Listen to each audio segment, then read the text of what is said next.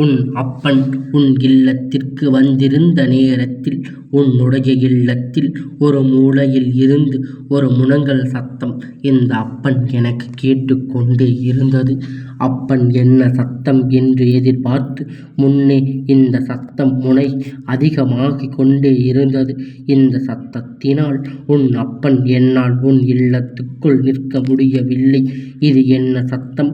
யார் உன் இல்லத்தில் இருந்து இப்படி முனகிக் கொண்டு இருப்பது என்பதனை அப்பன் தெரிந்து கொள்ள விரும்பி உன் இல்லத்திற்கு வந்த பொழுதுதான் நான் கண்டு கொண்டேன் இந்த சத்தத்தை எழுப்பியது யார் என்று. அது மட்டும் அல்ல, இப்பொழுது இந்த முகம் சத்தத்தை நிறுத்த வேண்டும்.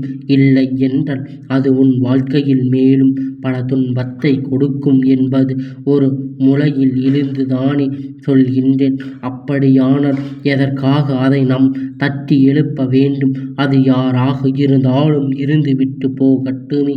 ஏற்கனவே இருக்கின்ற பிரச்சனைகளை சமாளிக்க முடியாமல் நான் தவித்து கொண்டு இருக்கும் பொழுது நீ மேலும் எனக்கு ஒரு பிரச்சனையை கொண்டு வந்து தராதே என்று என் பிள்ளை பதற்றம் அடைகின்றாய் அல்லவா?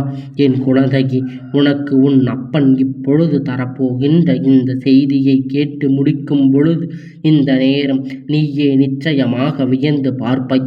அப்பன் மட்டும் எப்படி இதுவெல்லாம் தெரிந்தது என்று சொல்லி என் பிள்ளை நீ ஆச்சரியப்படுவாய். என் தங்கமே, உன்னுடைய இல்லத்தில் நடக்கின்ற சில விஷயங்களை சில நேரங்களில் தெய்வத்திற்கு ஏற்புடையதாக இருந்தாலும் பல நேரங்களில் தெய்வங்கள் இதனை கண்டுகொள்ளாமல் செல்ல நினைத்தாலுமே உன்னுடைய வாழ்க்கையில் நடக்கின்ற இந்த விஷயங்கள் நாம் கண்டுகொள்ளாமல் விட்டு விடுமோமானால் நாளை உனக்கு இதனால் பெரும் விளைவு எதுவும் ஏற்பட்டு விடும். இந்த சத்தம் உன் வாழ்க்கையில் பாதிக்குமே. உனக்கு நடக்கவிருக்கின்ற நல்ல விஷயம் எல்லாம் தடுத்து நிறுத்துமே என்பதில் அப்பனுக்கு சந்தேகம் வந்து விட்டது. அதனால் அப்பன் இதற்கு இன்றே ஒரு முடிவு கட்டிவிட வேண்டும் என்று என் பிள்ளையுடைய இல்லத்தில் எந்த முடங்கல் சத்தம் கேட்டுக்கொண்டிருக்கிறது, இதை தொடர்ச்சியாக அங்கு சென்று கொண்டிருப்பது யார் என்று தெரிந்து கொண்டு உடனே அதிலிருந்து உன்னை மீட்டு கொண்டு வர வேண்டும் என்பதுதான் இந்த அப்பனுடைய பணி. உனக்கு மிக பெரிய விருப்பமாக இருக்கிறது. இந்த நேரத்தில் நான் உனக்கு இருப்பதை நீ உணர்ந்து கொள்ள வேண்டும்.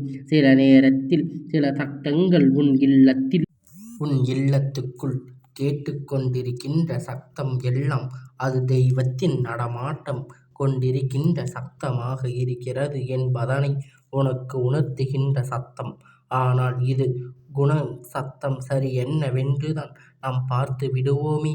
இப்படி ஒரு சத்தத்தை உன் இல்லத்துக்குள் எழுப்புகின்ற தைரியம் யாருக்கு இருக்கிறது என்று. அது மட்டும் அல்ல, தெய்வங்கள் உன் இல்லத்துக்குள் அதிகமாக நடமாடிக் கொண்டு இருக்கின்றார்கள். இந்த அப்பன் முதல் உன் குல தெய்வம், உன்னுடைய இஷ்ட தெய்வங்கள் என்று அத்தனை பேரும் அங்கே நடமாடிக் கொண்டுதான் இருக்கின்றார்கள். இவர்களை எல்லாம் தாண்டியும் அங்கு ஒரு முடக்கம் சத்தம் கேட்கிறது என்றால் அதை தடுத்து நிறுத்திவிட வேண்டியதுதான். இதற்கு மேலும் இதற்கு ஒரு பொழுதும் இதை என் பிள்ளை நீ செய்யக்கூடாது. நான் சொன்னவுடன் இந்த சத்தத்தை நிறுத்தியவுடனே அதை நீ அப்புறப்படுத்திவிட வேண்டும். அதற்கு மேலும் அவர்களை அங்கே நீ இருக்க அனுமதிக்க கொடுக்க கூடாது. ஏனென்றால் இது உன்னுடைய வாழ்க்கையின் பெரும் புண்ணிய வாழ்க்கையெல்லாம் உனக்கு தொடர் கதையாக கொடுக்கும்போது முன்னோர்கள் ஒரு விஷயத்தை சொல்ல நீ கேட்கிறாயா?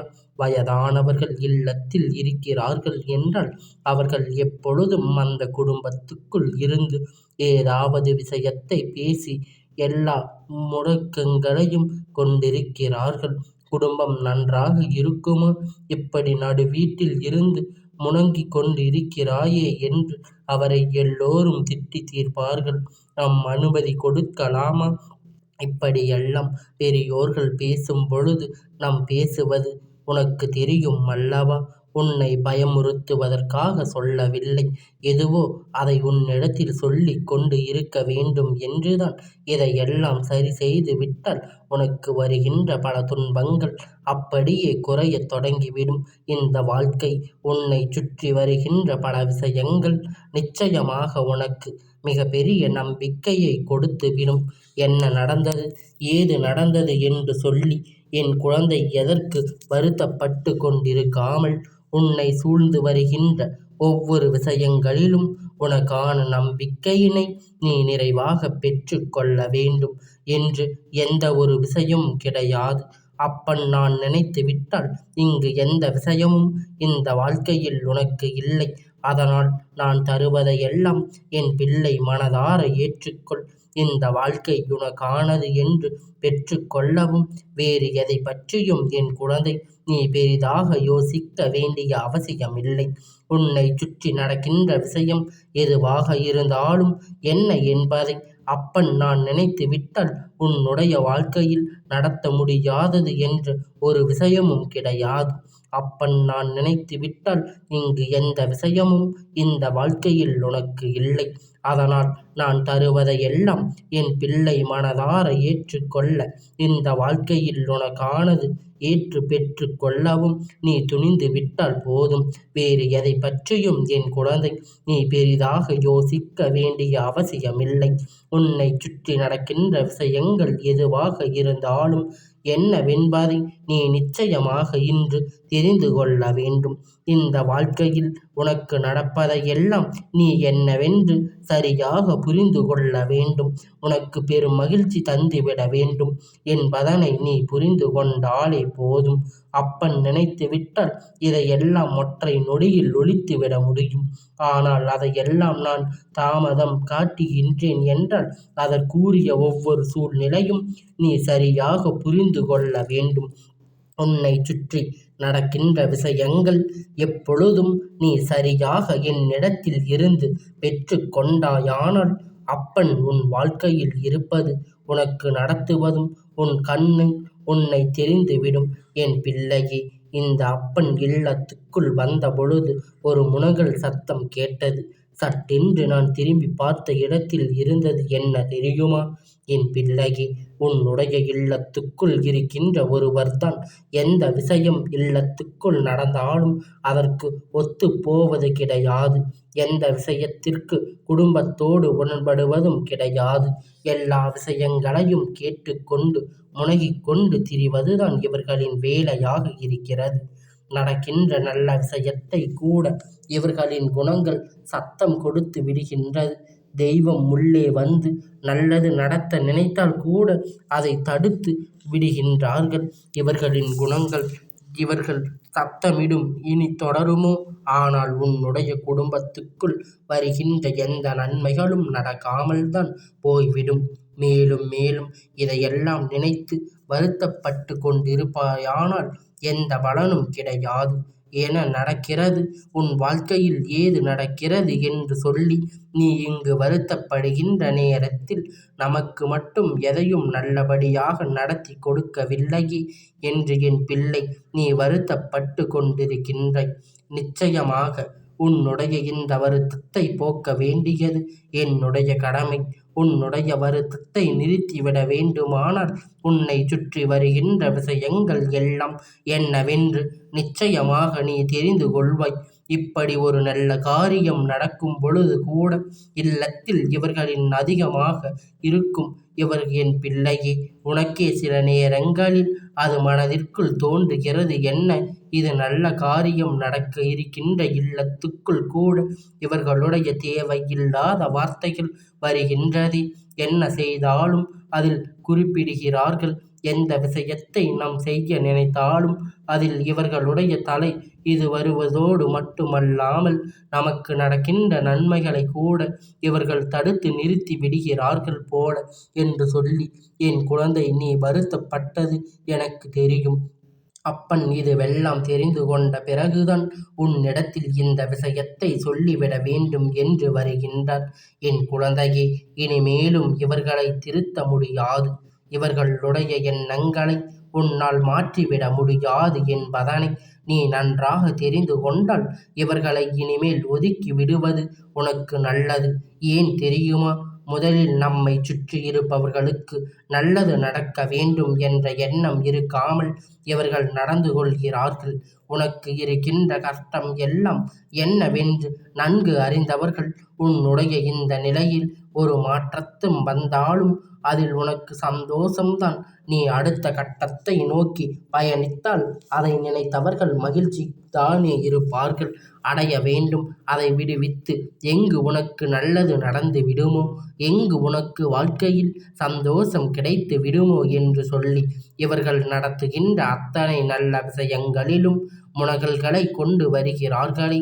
இந்த குணம், இந்த சத்தத்தினால் தெய்வம் கூட நிச்சயமாக மனதளவில் அதிர்ந்து அடைத்துவிடும் என்பதை இவர்கள்தானே நல்லது நடத்த நாம் வருகின்றோம்.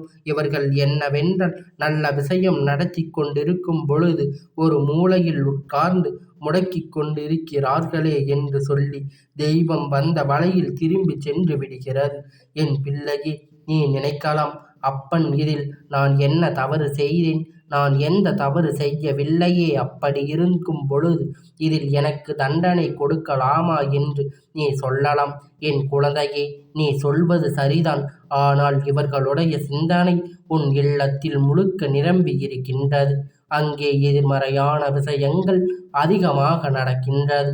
அது மட்டும் அல்லாமல் இவர்கள் வேறு யாரும் இருந்தது பட்சத்தில் இந்த தெய்வத்தை கண்டுகொள்ளாது. ஆனால் உன் இல்லத்தில் இருக்கின்ற ஒருவர் எனும் பொழுது தெய்வம் அதனை விட்டுவிட முடியாது அல்லவா? இப்பொழுது இவர்கள் போட்ட கணக்கு எடுத்துக்கொண்டு உன் இல்லத்திற்கு வரலாமே. வெளியில் நிற்கிறார்கள். ஒன்று வீட்டில் முழங்குவதை நிறுத்தி, இல்லை இவர்களை விட்டு நீ தனித்து அப்பொழுதுதான் இருக்க வேண்டும். அப்படி இல்லை என்றால் நல்ல காரியம் நடக்கும்.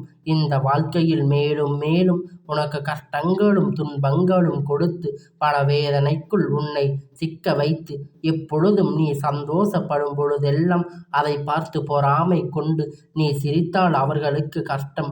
நீ ஒரு நல்ல காரியத்தை நடத்தினால் இவர்களுக்கு இதுவெல்லாம் தேவைதானா? இவர்களுக்கு இருக்கின்ற வசதிக்கு இவர்கள் இதையெல்லாம் செய்யலாமா என்று சொல்லி முடக்குகிறார்கள். இப்படி மேலும் மேலும் உன்னுடைய இல்லத்தில் பல துன்பங்களை நடத்திட இவர்கள் பல முயற்சிகளை செய்து கொண்டிருக்கின்றார்கள். இவர்களை என்னவென்று ஏது என்று நீ தெரிந்து கொள்ள வேண்டிய நேரம் இது. இவர்களின் சிந்தனைகளை எல்லாம் உன்னுடைய வாழ்க்கையில் நடத்திவிடாமல் இதிலிருந்து வெளியேற வேண்டிய நேரம் இது. இந்த அப்பன் சொன்னது போல இந்த முகத்தின் சத்தம் இவர்களுடைய தொடருமோ? ஆனால் இவர்கள் இனிமேல் இந்த இடத்தில் பொருத்தமானவர்கள் அல்ல என்பதனை நீ புரிந்து கொள்ள வேண்டும். உனக்கு இந்த அப்பன் சொல்லும் பொழுது மனதில் தட்டுப்படுகின்றதா? இதையெல்லாம் யார் செய்து கொண்டிருக்கிறார்கள் என்று, இதையெல்லாம் இல்லத்துக்குள் இருந்து யார் நடத்துகிறார்கள் என்று உனக்கு தெளிவாக தெரிகின்றதல்லவா? இவர்களை மனமாறச் சொல்லி, இல்லை என்றால் இடத்தை விட்டு விலகச் சொல்லி, இல்லாத பட்சத்தில் என் குழந்தை நீ விலகி இருக்கின்றாய். இதுதான் உனக்கு நல்லது, உன்னுடைய எதிர்காலத்திற்கு நல்லது. வேண்டும் என்றே உன் குடும்பத்தில் எந்த ஒரு நல்லதையும் நடத்த விடாமல் செய்கின்ற இவர்களை ஒரு பொழுதும் என் பிள்ளை இனி வாழ்க்கைக்குள் நீ அனுமதிக்காதே.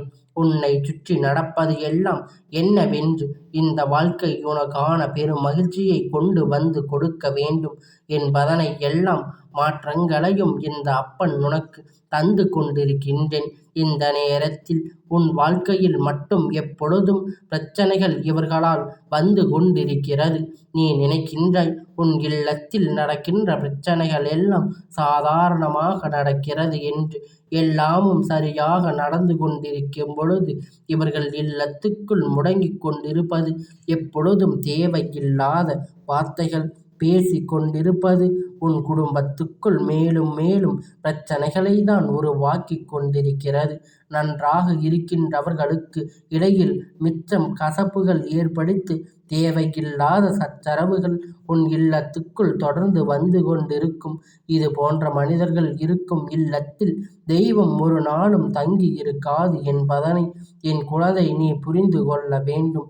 இந்த அப்பன் சொன்ன வார்த்தைக்கான அர்த்தம் நிச்சயமாக என்னவென்று உனக்கு புரிந்துவிடும்.